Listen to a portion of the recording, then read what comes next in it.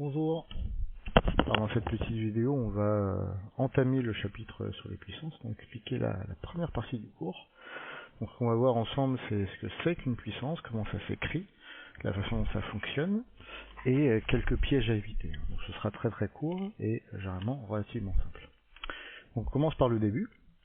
En fait, la notation de puissance intervient lorsqu'on multiplie un nombre par lui-même plusieurs fois. Alors par exemple, si on fait 2 fois 2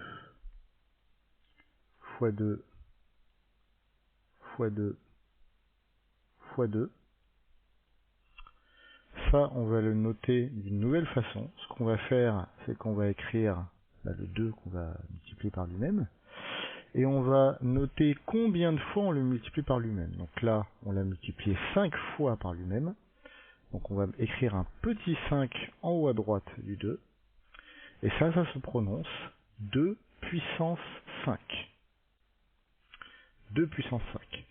Alors la chose importante à comprendre, c'est que on fait souvent des erreurs quand on apprend une première fois sur les puissances, c'est qu'on a tendance à dire que ça fait 10, or ça ne fait absolument pas 10, puisque 2 fois 2, ça fait déjà 4. Là ici, 2 fois 2, on a 4 également. Et donc 4 fois 4, ça fait 16. Et 16 fois 2, ça fait 32. Donc 2 puissance 5 est égal à 32. D'accord ? De la même façon, si je vous demande, par exemple, 5 puissance 2, combien est-ce que ça fait ? Je vous laisse de 3 secondes. Ça fait 25. Donc si vous avez répondu 10, c'est que vous êtes tombé dans le piège. De la même façon, on peut vous demander combien font 3 puissance 3. Et ça ne fait pas 9, ça fait 27. Voilà. Donc il faut juste prendre l'habitude de ne pas multiplier en fait le nombre et sa puissance. Et il ne s'agit pas de la même opération qu'une multiplication, c'est un nombre qu'on multiplie par lui-même. Voilà comment les puissances fonctionnent. Alors quelques petites remarques. La puissance qu'on met sur un nombre concerne uniquement le nombre qui est avant et pas autre chose. Donc par exemple, si on écrit 5 fois 3 puissance 2,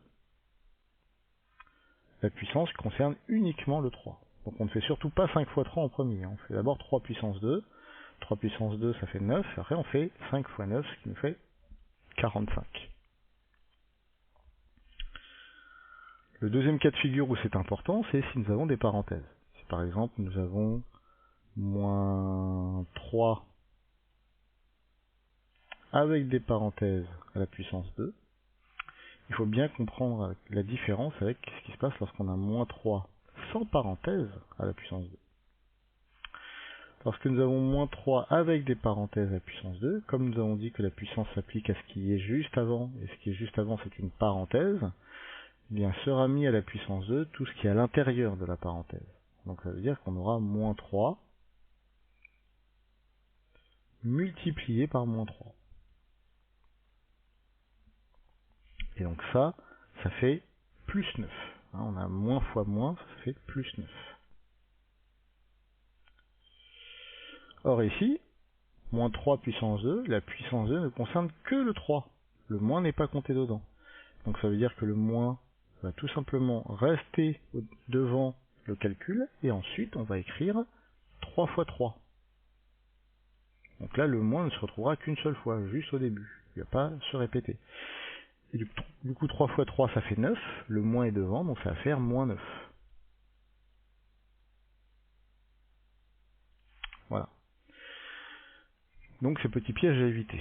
Maintenant, quelques remarques supplémentaires. Lorsqu'on a un nombre à la puissance 1, ben c'est en fait le nombre de départ, ça ne change pas. Donc, si nous avons 7 puissance 1, ça, c'est la même chose que 7. Voilà. Et deuxième cas particulier, lorsqu'on a un nombre à la puissance 0, donc ça c'est très particulier, si on a par exemple 14 à la puissance 0, et c'est le cas pour n'importe quel nombre à la puissance 0, ça fait tout le temps 1. Donc 20 à la puissance 0 ça fait 1, 8 à la puissance 0 ça fait 1, 9 à la puissance 0 ça fait 1, etc. n'importe quel nombre à puissance 0, ça fait 1. Et le cas qu'il faut se rappeler, parce qu'il est impossible, c'est que 0 puissance 0, cela n'existe pas. Hein. Cela n'existe pas. 0 puissance 0, ça n'a pas de sens. Donc, on ne se retrouvera jamais dans une situation où on devra calculer 0 puissance 0, puisque ceci n'est pas possible. Voilà, donc c'est l'introduction sur les puissances. À partir de là, vous devriez pouvoir faire des calculs de base sur les puissances, et notamment faire la première fiche d'exercice que je vous donne soit dans la description, soit sur Pronote pour mes élèves. De même, le cours entier sur les puissances, vous le retrouvez également dans la description ou sur Pronote. Voilà, je vous souhaite une bonne journée pour la suite de vos aventures mathématiques. Et surtout, continuez à boire de l'eau, c'est bon pour la santé.